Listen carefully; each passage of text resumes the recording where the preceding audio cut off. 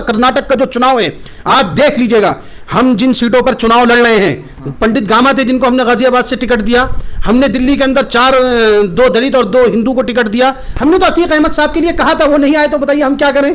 आजम खान साहब तो भाई बड़े लीडर हैं कि आप नाम बदलने की राजनीति मत करिए, आप काम करने की राजनीति करिए। ये लोग ये कहते हैं कि जैसे दलित हमारा भाई है, ऐसी मुसलमान हमारा भाई है, ऐसी हिंदू हमारा भाई है। AIMIM जो है नफरत की राजनीति नहीं करती, वो मोहब्बत की राजनीति करती है।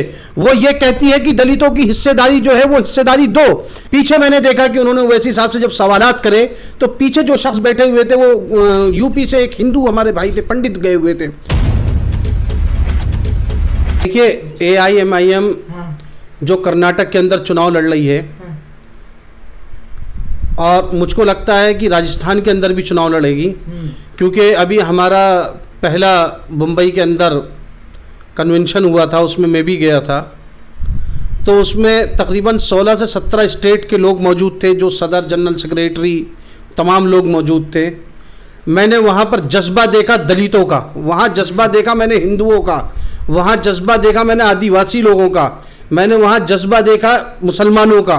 मैंने खुद देखा, जो मेरे बराबर में एक तरफ बैठा था एक दलित था जो कि झारखंड से आया हुआ था, एक तरफ मेरे पास जो इधर आदिवासी आदमी बैठा हुआ था वो भी झारखंड के आए हुए थे।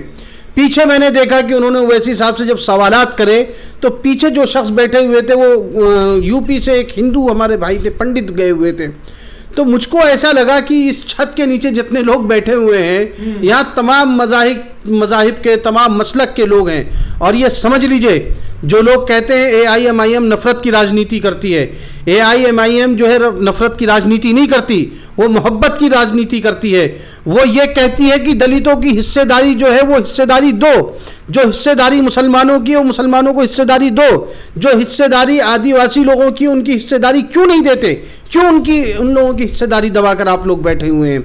वो सिर्फ इसी बात की हम लोग लड़ाई लड़ रहे हैं। और कर्नाटक का जो चुनाव है आप देख लीजिएगा, हम जिन सीटों पर चुनाव लड़ रहे हैं, जिन सीटों का भी गालिबन 3 सीटों का भी ऐलान हुआ है और जितनी सीटों का ऐलान होगा, आप ये समझ लीजिए AIMIM पूरे दमखम के साथ वहां पर चुनाव लड़ेगी। लेकिन आप तो मुसलमान प्रत्याशी को उतारते हैं ना, टैग लगा हुआ है, मुसलमानों के लीडर हैं आपके नेता। गाजियाबाद से हमने जो उतारा था वो पंडित थे, पंडित गामा। हाँ। पंडित गामा थे जिनको हमने गाजियाबाद से टिकट दिया।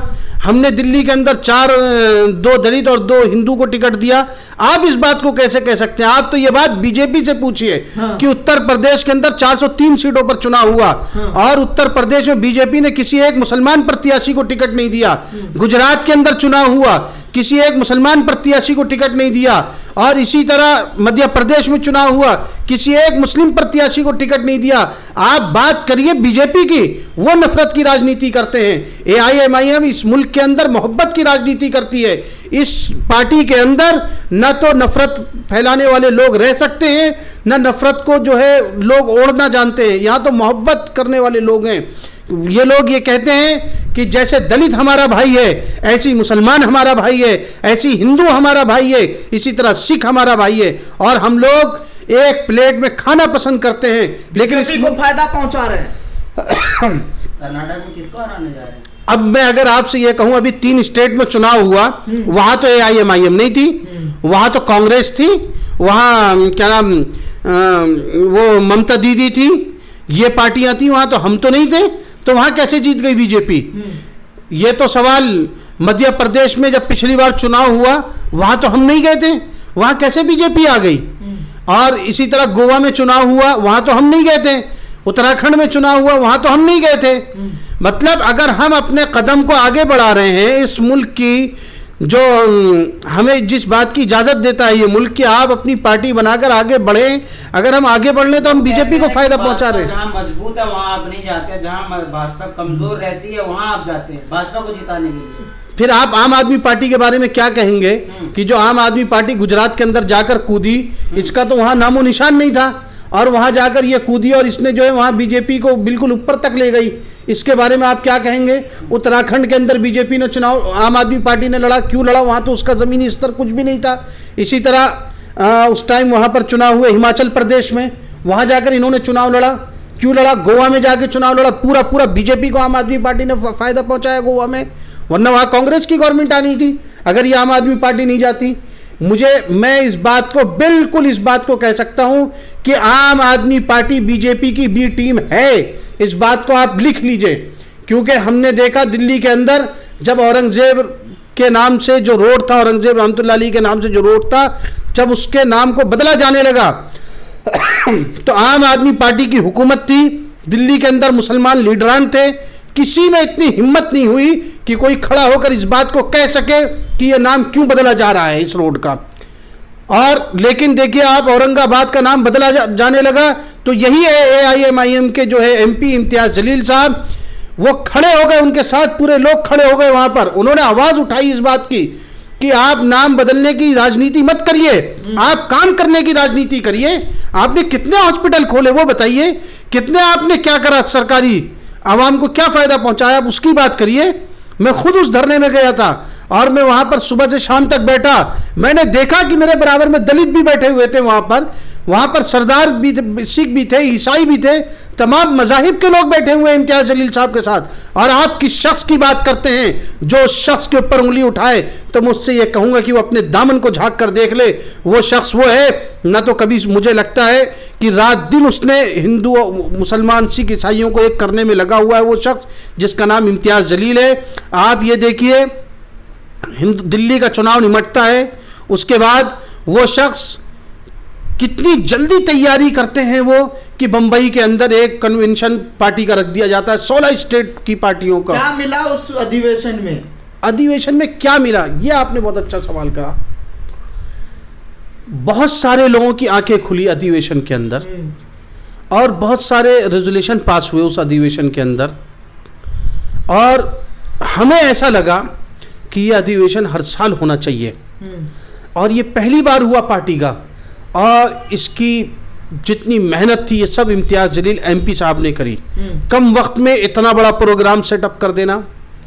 उसके बाद वो शख्स वहाँ से निकलता है और औरंगाबाद में जाके धरने पर बैठ जाता है। मैं सोचता था कि आखिर इस शख्स के अंदर इतनी ताकत कहाँ से आती है। तो जब मैं औरंगाबाद गया तो मुझे पता चला कि यहाँ पर असल में औरंगजेब रहमतुल्लाह अलैह लेटे हुए हैं, जिन्होंने दलितों को जुल्म व सितम से निकाल कर खुली हवा में, खुले आसमान में सांस लेने की ले जाकर खड़ा करा था, खुले आसमान के नीचे। तो औरंगजेब रहमतुल्लाह अलैह की दुआएं हैं, या ये कह लीजिए कि उनकी कुछ ऐसी चीज़ें हैं कि जिनको इम्तियाज़ जलील साहब लेकर चल रहे हैं, और वो शक्ति उनको वहाँ से मिल रही है। औरंगजेब रहमतुल्लाह अलैह क्योंकि वहाँ लेटे हुए, वो शक्ति इम्तियाज़ जलील साहब के अंदर है। और आप इम्तियाज़ जलील साहब की मैं क्या बात करूँ, आज गालिबन 1 साल हो गया उनकी वालिदा के इंतकाल को। आज ही के दिन या शायद कल हुआ था उनका इंतकाल। अपनी माँ का इतना वफादार MP तो मैंने आज तक नहीं देखा भाई। लेकिन आप टिकट मुसलमानों को देते हैं, बात दलित, आदिवासी, पिछड़ा, अति पिछड़ा सबकी करते हैं।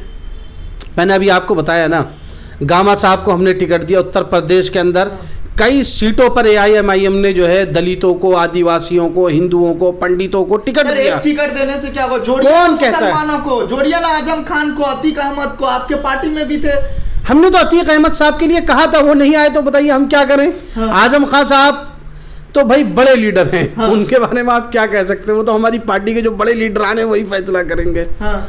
मैं तो सिर्फ इस बात को कह सकता हूं कि हम लोग AIMIM से मोहब्बत करने वाले लोग हैं, असदुद्दीन ओवैसी साहब से मोहब्बत करने वाले लोग हैं, अकबरुद्दीन ओवैसी साहब से मोहब्बत करने वाले लोग हैं, और इम्तियाज़ जलील साहब से मोहब्बत करने वाले लोग हैं। हमने इस पार्टी को जिस तरह उन लोगों ने सींचा है, इसी तरह आज हम लोगों के अंदर, हम लोग जवान हैं, हम लोग इस पार्टी को सींच रहे हैं। चैनल को लाइक, शेयर एंड सब्सक्राइब करें और बेल आइकन दबाना ना भूलें।